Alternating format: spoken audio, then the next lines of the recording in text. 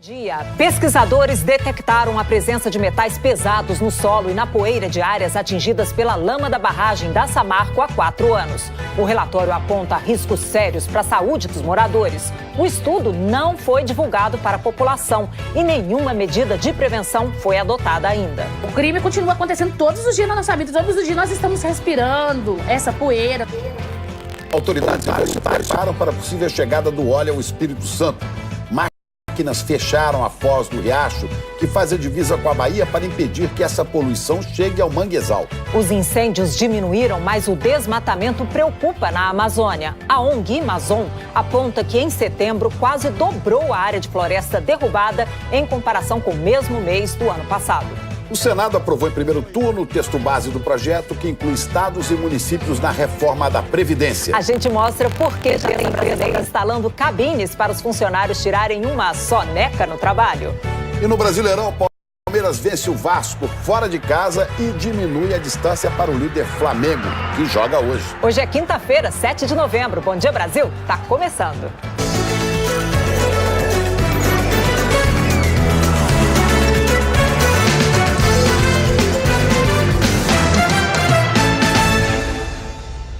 O Bom Dia Brasil teve acesso a um estudo que mostra que o material que vazou da barragem da Samarco, em Mariana, Minas Gerais, continua altamente contaminado. O desastre completou 4 anos essa semana, Chico. Olha, Juliana, o relatório aponta perigos sérios, riscos, questão urgente para a saúde dos moradores das cidades atingidas pela lama. Vamos falar em Belo Horizonte com a Juliana Perdigão. Juliana, bom dia. A população até hoje não foi informada sobre esse estudo, hein? Exatamente. Bom dia, Chico. Juliana, bom dia a todos. Bom dia. Segundo o Ministério Federal, o Governo de Minas e a Fundação Renova, criada para reparar aí os danos da tragédia, sabem dessa pesquisa há pelo menos 5 meses, mas não informaram aos moradores. O estudo revelou a presença de metais pesados na área atingida pelos rejeitos de minério. Moradores de áreas atingidas dizem que os problemas de saúde surgiram depois do desastre ambiental. Minha filha, o corpo dela ficou todo com lixa, empolado, que coça e sangra, depois volta seca de novo. Desde 2017, a família de Andréia, que mora em Barra Longa, vem fazendo exames de saúde.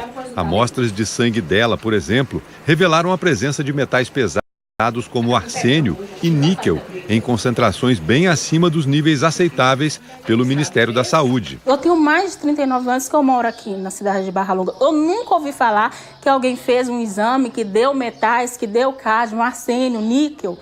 De repente, num ano, que a lama vem, passa, e aí começa a acontecer esses problemas de saúde. Segundo o Ministério Público Federal, há pelo menos 5 meses, a Fundação Renova e o Governo de Minas sabem que o solo e a poeira de regiões atingidas pela lama da barragem de Fundão, em Mariana e em Barra Longa, estão contaminados com metais pesados.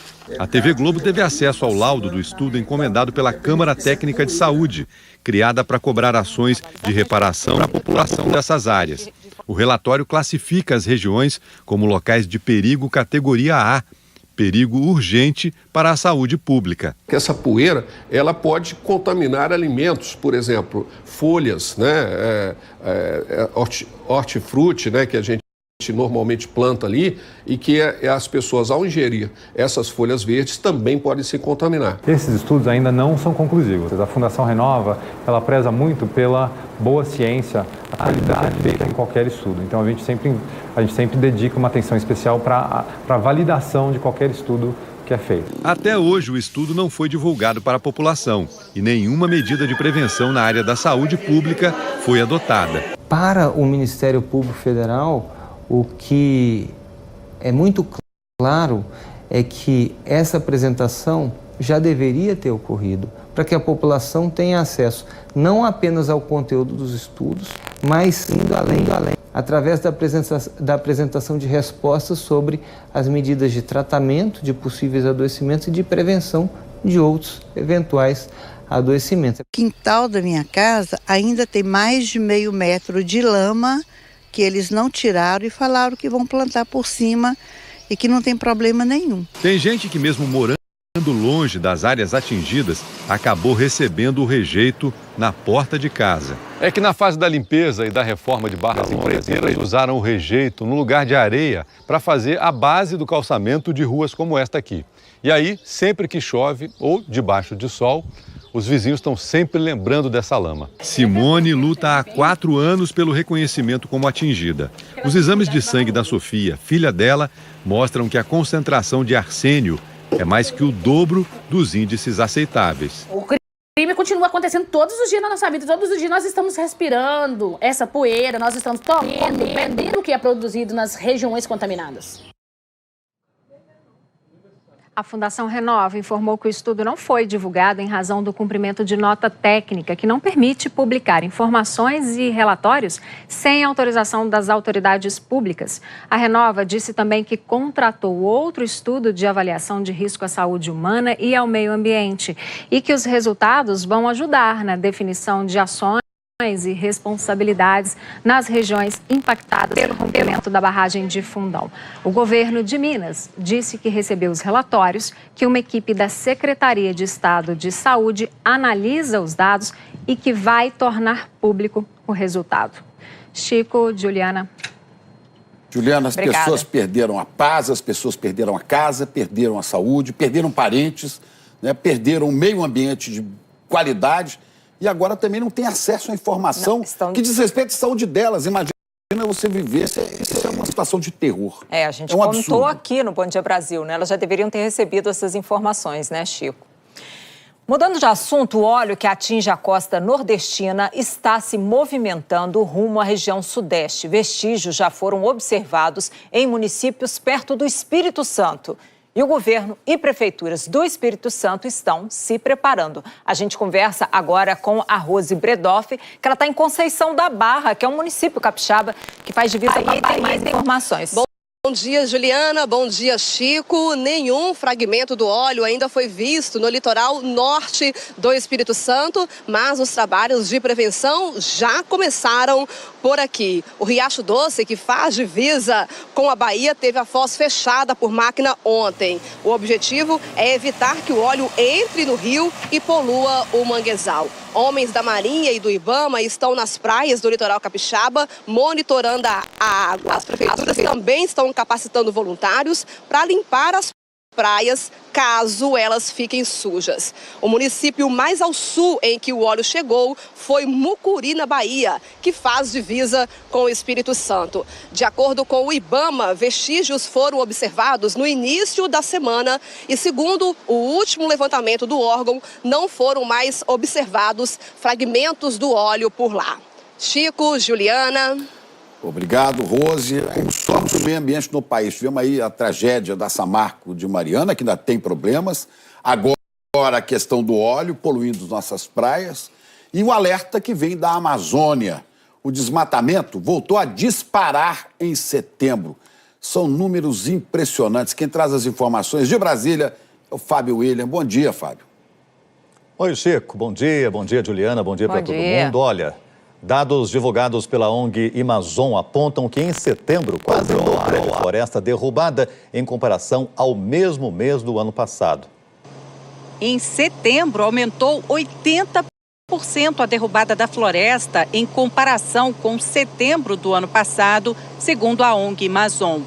Em área, o desmatamento pulou de 444 em setembro de 2018 para 802 quilômetros quadrados. Os números do Amazon, com base nas imagens de satélite, seguem a mesma evolução que foi registrado pelo sistema do INPE, o Instituto de Pesquisas Espaciais, e são muito preocupantes na avaliação do engenheiro florestal do MAP Biomas. De cada 10 hectares que são desmatados na Amazônia, 6 viram pecuária de baixa produtividade, 3 são abandonados e apenas 1 se torna área produtiva.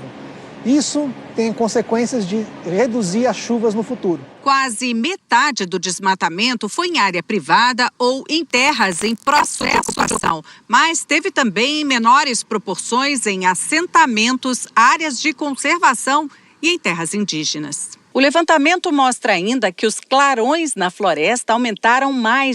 No Pará, 53% do desmatamento foi lá. Depois vieram Rondônia, Amazonas e Acre, Mato Grosso e Roraima. Por município, Pacajá, no sudeste do Pará, que não aparecia entre os campeões de desmatamento, foi o primeiro da lista. O boletim não mostra o motivo do avanço, mas para esse pesquisador especialista em Amazônia, há uma forte suspeita. É muito preocupante a abertura de novas frentes do desmatamento e esse aumento em particular no Pará. Uma possível explicação para isso é que o estado do Pará, a região na Amazônia, é uma das regiões que tem o maior problema fundiário. E sem você potencializar o trabalho do IBAMA também, para poder ir atrás desses proprietários, inclusive embargar essas áreas e de fato ter uma punição, o desmatamento vai só subir. Nós procuramos o Ministério do Meio Ambiente e não tivemos resposta.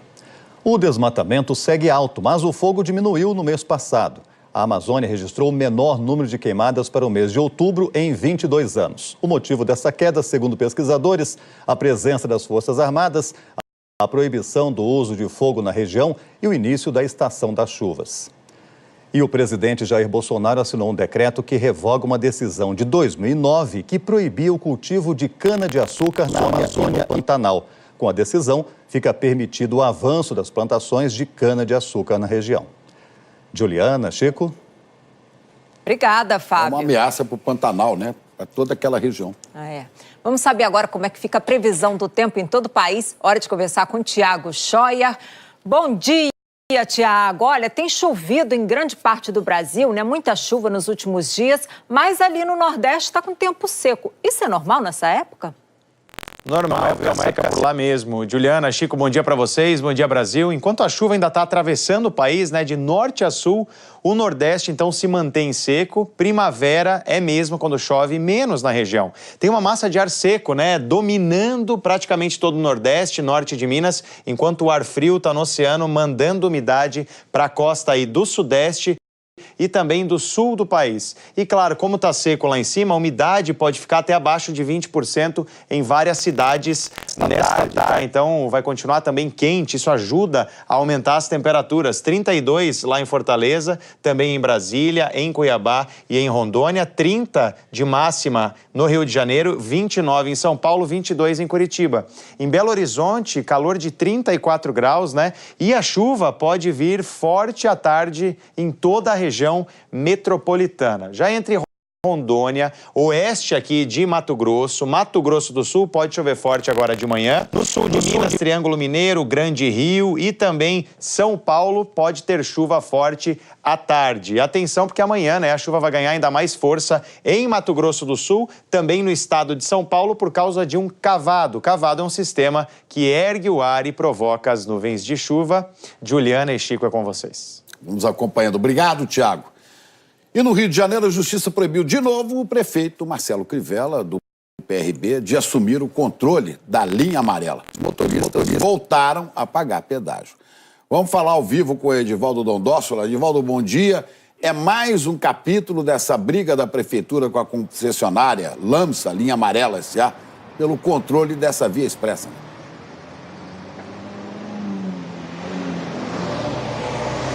Oi, Chico, Ana, Chico, Juliana, bom dia para vocês, bom dia a todos. Olha, a suspensão do pedágio não durou nem 24 horas. Neste momento, a cobrança está valendo nos dois sentidos da linha amarela. Ontem, você vai ver nas imagens, por volta das 9h30 da noite, os funcionários da concessionária voltaram para as cabines. É que a empresa Lanza conseguiu uma decisão favorável na Justiça, que estabeleceu uma multa de R$100 mil por dia ao prefeito Marcelo Crivella em caso de descumprimento. A Justiça considerou que o processo de retomada da linha amarela pela Prefeitura e o projeto de lei aprovado na Câmara de Vereadores são inconstitucionais. A decisão diz que a Prefeitura não respeitou o processo administrativo e ignorou uma indenização para a concessionária. A Prefeitura já disse que vai recorrer dessa decisão. Agora são tantos capítulos dessa novela que os cariocas já deram até um apelido para ela.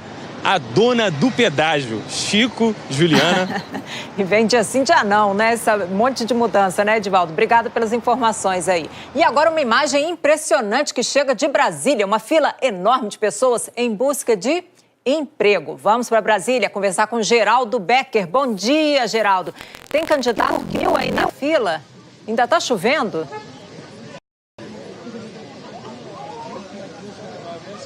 Para piorar a situação, ainda está chovendo. Bom dia, Juliana, Chico, bom dia para você que está assistindo ao Bom Dia Brasil. Tem gente dormindo há 2 dias na fila. A primeira da fila chegou às 7 horas da noite de terça-feira.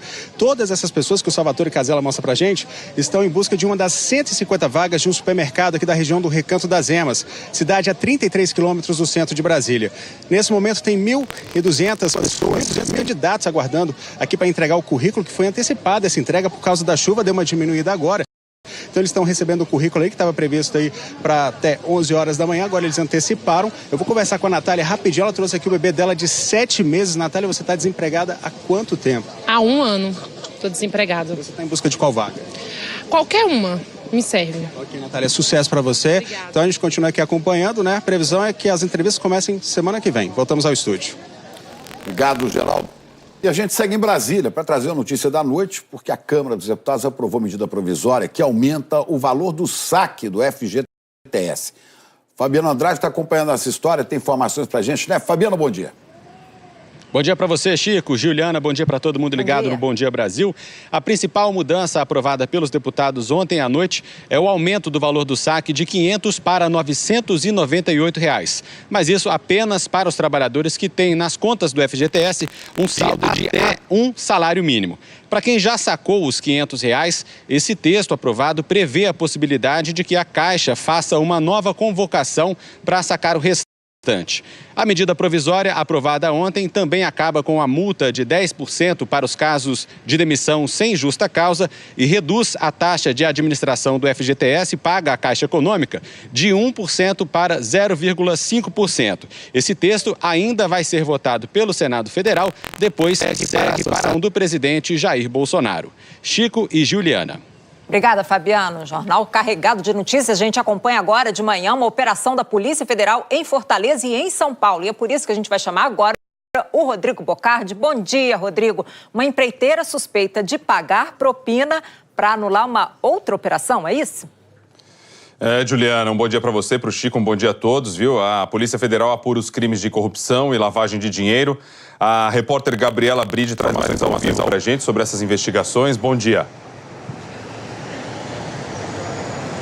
Oi, Rodrigo, bom dia para você, para todo mundo que está acompanhando o Bom Dia Brasil. Essa é uma operação da Polícia Federal e do Ministério Público Federal, batizada de e que apura os crimes de corrupção e lavagem de dinheiro. Os agentes estão nas ruas para cumprir 4 mandados de busca e apreensão aqui em São Paulo e também em Fortaleza.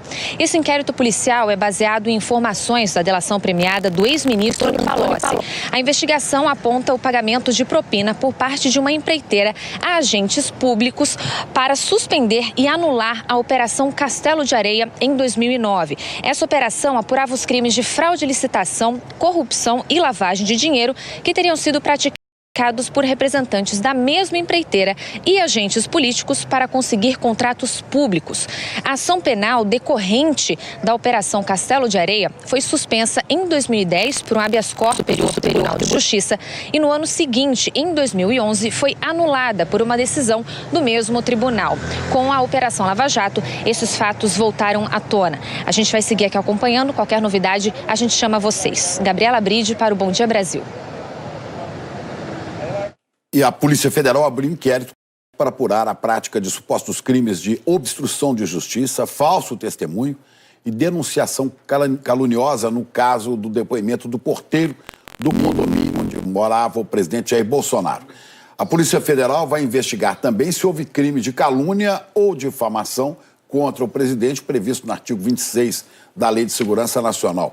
O Ministério Público Federal pediu a abertura de inquérito depois que o Procurador-Geral da República, Augusto Aras, encaminhou o ofício assinado pelo ministro da Justiça, Sérgio Moro. O Ministério Público Federal, no Rio, afirmou que o inquérito corre em sigilo e só vai se manifestar depois da conclusão das investigações. Valeu, Chico. Vamos para o intervalo. Já a gente vai falar da reforma da Previdência e da emenda aprovada no Senado para incluir estados e municípios. Teve um ataque à faca a um político em Hong Kong. Empresas estão instalando cabines para cochilos no meio do dia. No meio do dia? Por que não agora? E as notícias mais importantes de São Paulo, você vê já, 8 horas e 19 minutos. Tá aí a imagem da Marginal do Rio Pinheiros com aquele trânsito já ficando congestionado. O governo já começou as articulações políticas para tentar aprovar as medidas econômicas no Congresso. Vou falar com o Fábio William em Brasília. O ministro da Economia disse que não há pontos inegociáveis, né, Fábio? Chico, o ministro sabe que precisa de muito apoio para aprovar as medidas. A meta das reformas é controlar os gastos públicos e equilibrar as contas da União, estados e municípios. O ministro da Economia, Paulo Guedes, sabe que algumas das propostas encaminhadas ao Congresso poderão ser modificadas. E por isso fez questão de explicar uma por uma a um grupo de senadores. Ele disse que é possível negociar. Seria uma arrogância tola dizer que tem algum ponto inegociável. Agora, nós sabemos quais são os pontos críticos e mais importantes onde deve estar a atenção e o foco. Paulo Guedes também apresentou as medidas ao presidente do Supremo, ministro Dias Toffoli.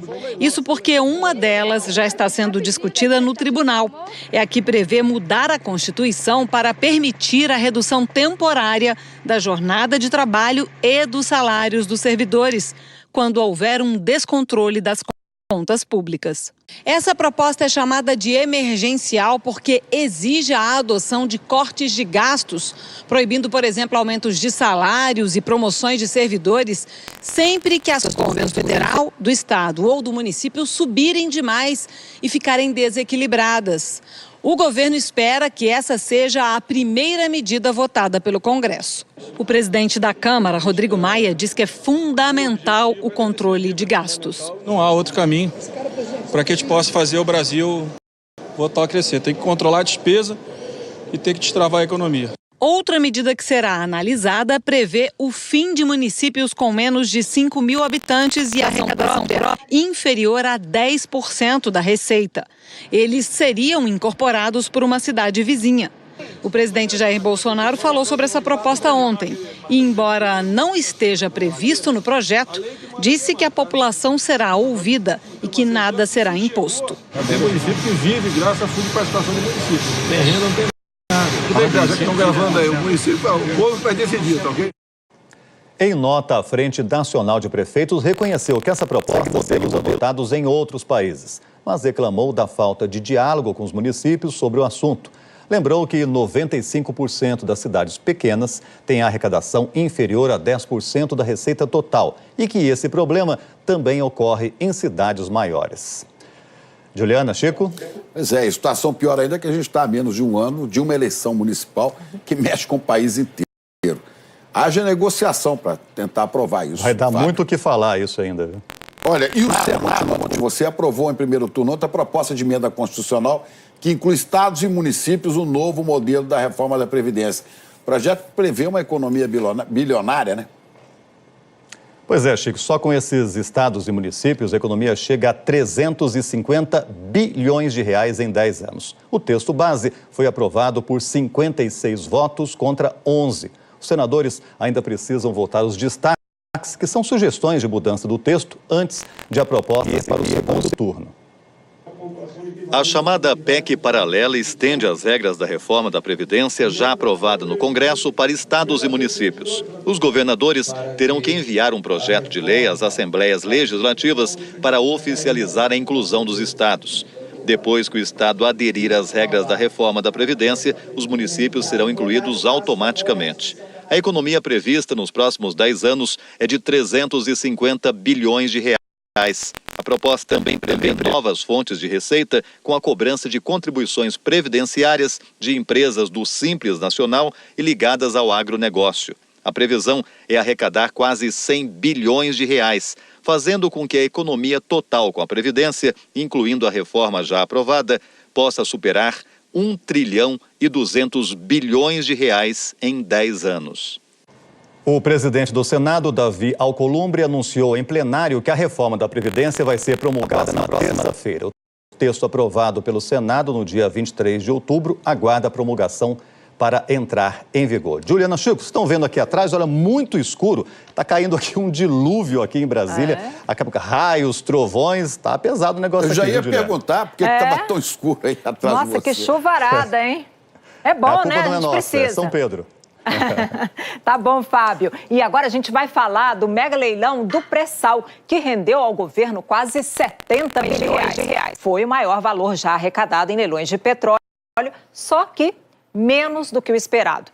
2 dos 4 blocos ofertados não tiveram propostas. Vamos dar uma olhada aqui no nosso telão, porque a Petrobras quase não teve concorrência nesse leilão. Ficou com 90% do campo de Búzios. 2 empresas chinesas ficaram com 5% cada uma. As 3 vão pagar 68 bilhões de reais pelo contrato. A Petrobras arrematou sozinha o campo de Itapu. Olha lá, o campo de Itapu por 1 bilhão 700 milhões de reais. Os campos de Atapu e Sépia, porém, não tiveram propostas, não tiveram ofertas. Os quase 70 bilhões arrecadados vão ser divididos assim. Olha aqui, ó. 34 bilhões de reais como indenização pela repactuação dos contratos. O governo federal vai ficar com 23 bilhões de reais e pode liberar parte dos recursos do orçamento bloqueados. Cerca de 5 bilhões irão para estados e o mesmo valor aqui, 5 bilhões, vai para municípios. O mega leilão do pré-sal é assunto para a gente conversar com a Miriam Leitão, que acompanhou de perto esse leilão. Ela está em Brasília hoje. Miriam, como é que esse resultado foi avaliado, esse resultado do leilão? Bom dia, você. Bom dia, Juliana. Bom dia, Chico. Bom dia a todos que nos acompanham. Esse 70 bilhões é muito dinheiro, né? Todo mundo sabe que 70 bilhões é dinheiro. Mesmo assim, ele foi visto de uma forma com decepção. Tanto no mercado, entre os analistas de petróleo, quanto dentro do governo, apesar do governo não admitir. Ele viu com uma frustração de receita. Isso porque, desde o começo, o governo sempre apostou que conseguiria 106 bilhões no mínimo, porque se tivesse ágil seria mais do que 106 bilhões.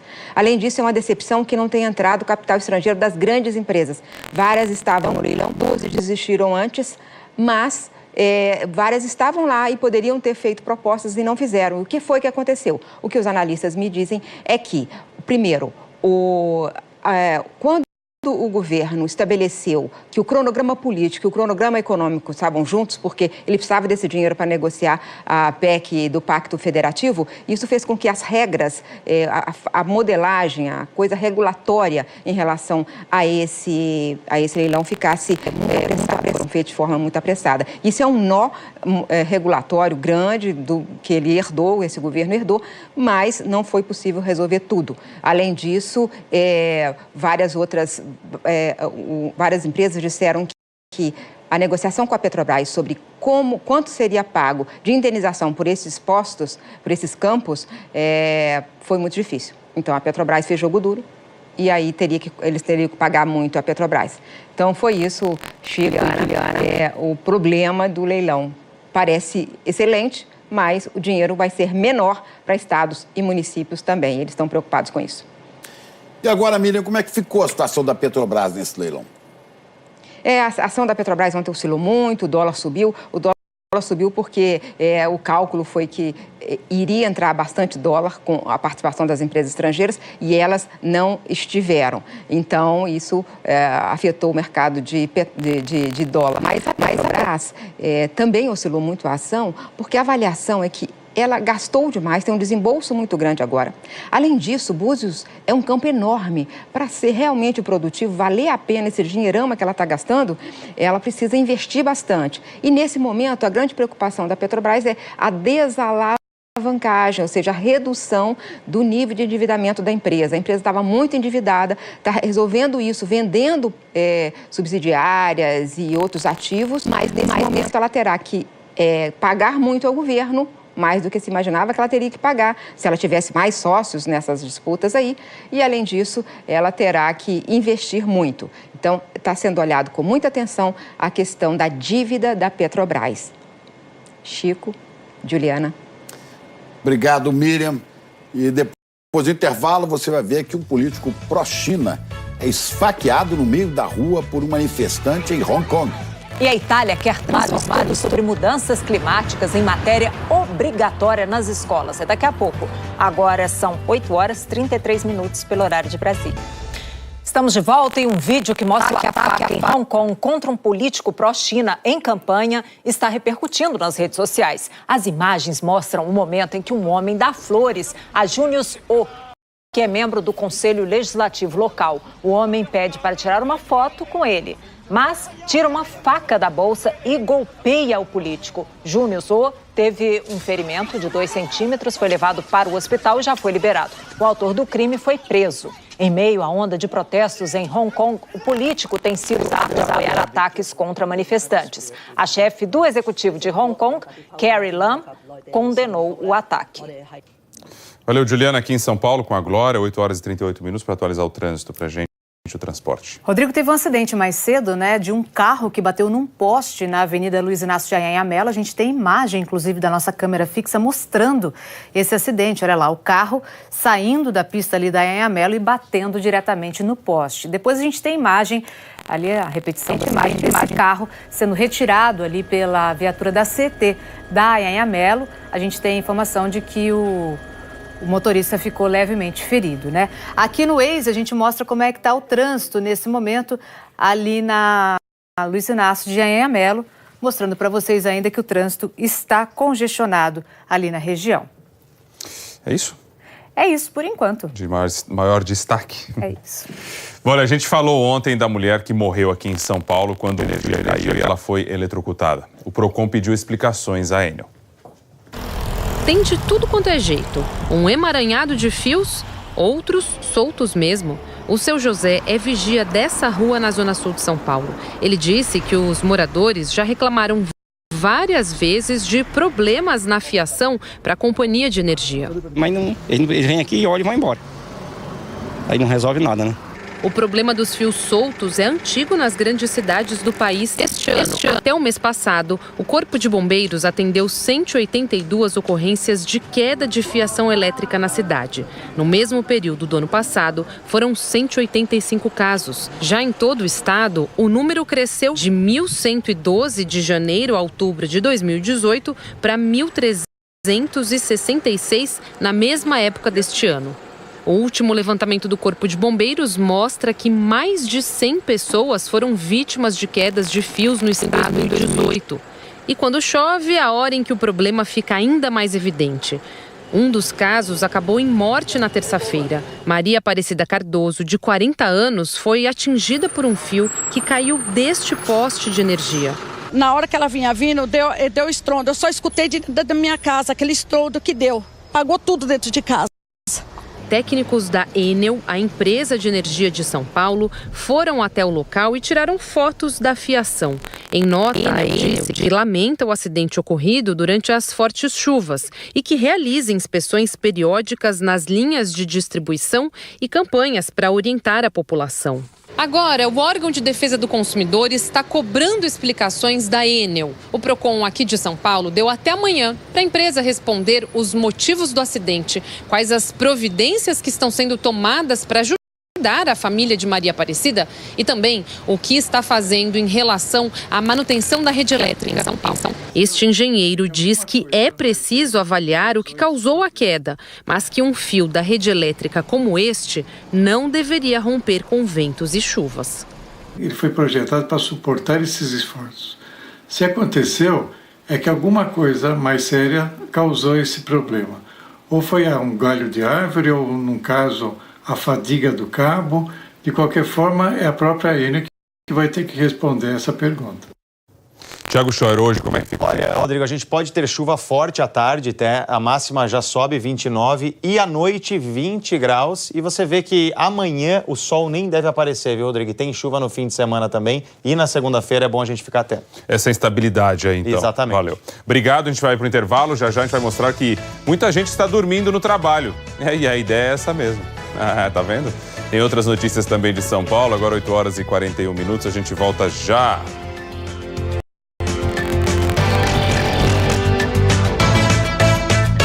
Globo Repórter.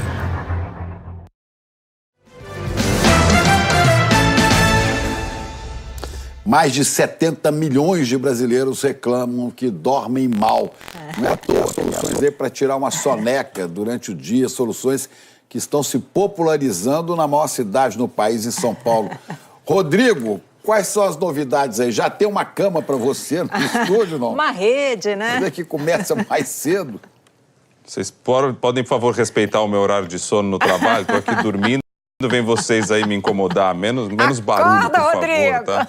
Estou no meu direito de tirar minha soneca no trabalho. Vocês vão ver só, viu? Por aqui tem empresa que adotou cabines. Aí é muito mais confortável, até não dormindo em pé como eu tô, né? Empresa que adotou cabines com cama para os funcionários tirarem um cochilo durante o trabalho. Existem opções na rua também para quem quiser descansar entre um compromisso e outro. A Verusca Donato, acordadinha, mostra pra gente. Na pressa de ganhar tempo, no trânsito, no trabalho, estamos perdendo o sono. A Alicia trabalha 8 horas por dia, vai para a faculdade, estuda 5 horas. Cansada, acaba dormindo no emprego. Literalmente. É que a empresa da Alicia tem uma cabine para quem quer tirar uma soneca. E a Alicia é frequentadora. Eu sempre falo para as pessoas que eu viro pro lado e eu durmo e eu acordo bem renovada, volto a trabalhar, é outra coisa. O espaço aqui é pequeno, tem 2,20 metros de comprimento. Quem não gosta muito de lugar apertado não vai passar bem, não. Agora, o colchão tem o tamanho de uma cama de solteiro. É bem confortável, tem um travesseiro aqui, bem gostoso. Tem ar-condicionado em dias de muito calor. Dia que tá frio é só desligar. Olha, tem até um fone de ouvido aqui, ó, para quem quer descansar ouvindo música. Tá bom, gostoso. Como são 1.400 funcionários, o cochilo tem que ser vapt-vupt. Não pode passar de 15 minutos. 15 minutos? Por dia, 15 minutos. No dia seguinte, ele pode ter mais 15 minutos. Então, é um cochilo rápido mesmo. Rápido demais, segundo essa médica da Associação Brasileira.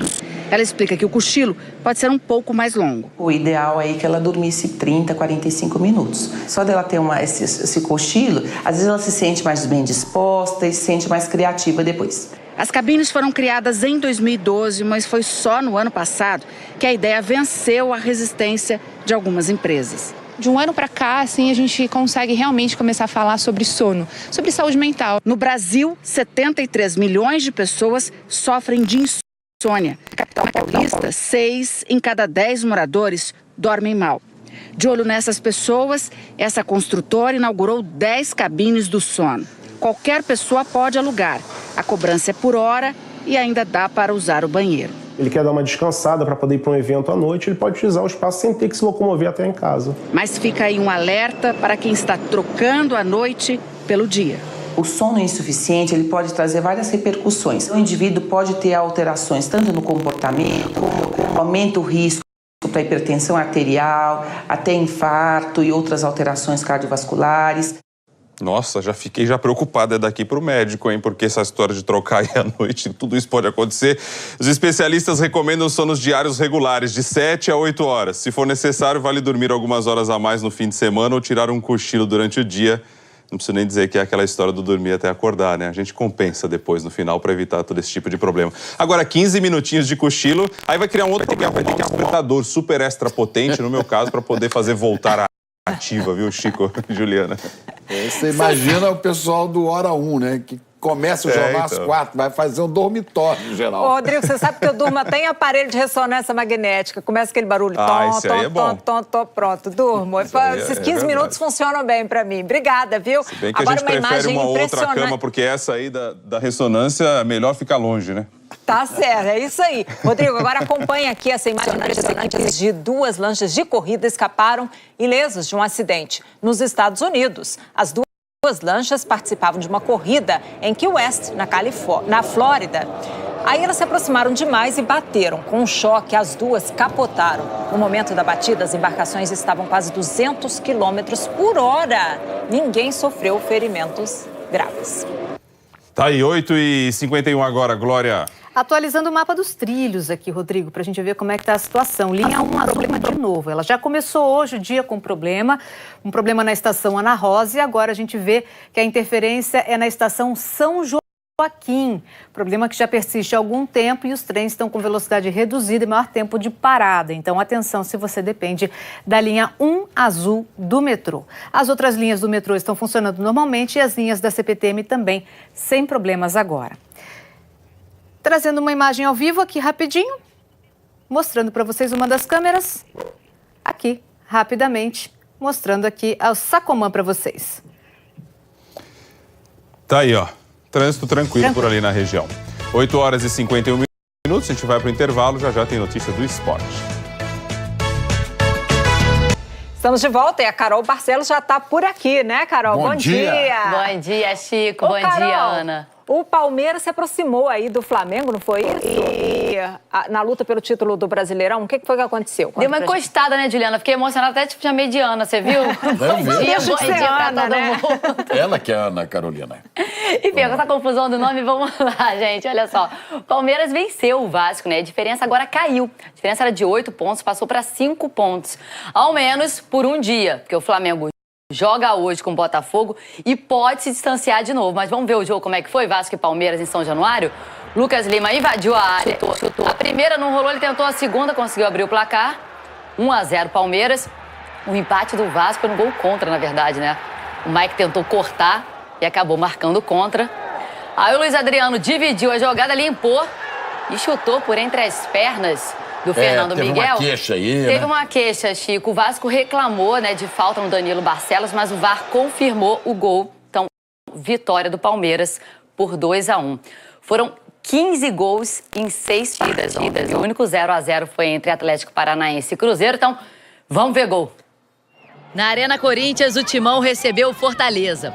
Bruno Melo cruzou para trás e o Romarinho abriu o placar para os visitantes. Aí o Pedrinho chutou cruzado e a bola sobrou limpa para o argentino Bozelli empatar o jogo. A virada veio no segundo tempo, quando o Janderson cruzou para o Júnior Urso fazer de cabeça. Depois o Romarinho chutou de longe, o Walter até espalmou. Mas o Bruno Melo cruzou para o Chiesa empatar de novo o jogo. O resultado foi definido aí, ó. O Bozelli subiu de cabeça, fez o segundo dele e fechou o placar. Corinthians 3, Fortaleza 2. Na ressacada, o Avaí recebeu o Santos. Jogada ensaiada, o Marinho chutou em cima da zaga e a bola sobrou para o Sacha fazer o primeiro do Santos. Depois o Marinho limpou para o meio e chutou rasteiro, no canto do goleiro. E o João Paulo, com esse chute bonito ali, batendo no ângulo, diminuiu. Avaí 1, Santos 2. No Mineirão, Atlético Mineiro e Goiás. Marquinhos fez o giro e mandou no cantinho. Aí o goleiro Cleiton fez o lançamento e o Bruninho aproveitou o vacilo do Rafael Vaz para fechar o placar. Galo de Chico Pinheiro 2, Goiás 0. Na Fonte Nova teve Bahia e Chapecoense. Cruzamento para a área e no terceiro desvio de cabeça, Henrique Almeida pôs a Chape na frente. Só que o Guerra foi lá e cobrou um escanteio rasteiro. Marco Antônio empatou. Final Bahia 1, Chapecoense 1. Falando de Copa do Mundo Sub-17, o Brasil sofreu, mas eliminou o Chile e está nas quartas de final. O Caio Jorge dos Santos marcou o primeiro na cobrança de falta, fez 1-0 para o Brasil. Aí teve uma jogada bonita do Cruz, ó, chutou no canto, empatando para o Chile. Esse lançamento longo, a zaga brasileira deu uma bobeada aí. Aí de novo o Cruz, agora ele virou para o Chile. Mas aí o Caio Jorge de pênalti empatou para o Brasil. E no segundo tempo, Diego Rosa do Grêmio aproveitou o rebote, bateu bonito ali, bateu no ângulo, Chico. Bem demais. No ninho da coruja. Brasil classificado 3, Chile 2. Notícia ruim, o atacante Thales Magno do Vasco, destaque dessa seleção, sofreu um estiramento na coxa e não joga mais nessa Copa do Mundo. Ele que é o grande nome da seleção Sub-17. Agora, a partida das quartas de final vai ser na segunda-feira em Goiânia e o Brasil vai enfrentar o vencedor de Itália ou Equador, né, que jogam hoje. É isso aí, Carol. Olha, mais uma notícia que acaba de chegar, uma última informação. O presidente do Chile está sendo processado por crimes contra a humanidade. Um tribunal chileno acolheu uma ação movida contra Sebastián Piñera pela responsabilidade como chefe de Estado por violações durante esses protestos no país no dia 18 de outubro. O processo afirma que a polícia e os militares chilenos cometeram ao menos 9 delitos, incluindo homicídios, torturas e abuso sexual. 20 pessoas morreram nas manifestações, sendo 5 por ação direta das forças de segurança. Pelo menos 1.700 pessoas ficaram feridas. Crime contra a humanidade, abuso de força, né, Rodrigo? Encerramos. Chico, aqui em São Paulo, uma informação a mais também, a Secretaria Estadual da Saúde confirmou mais uma morte por sarampo, viu? A vítima é uma menina de 1 ano e 10 meses, moradora de Limeira, no interior aqui de São Paulo. No total, já são 14 mortes no estado por complicações da doença e a gente vem alertando aqui para vacinação, né? Sempre. Olha, um bom dia para todos, boa quinta e até amanhã.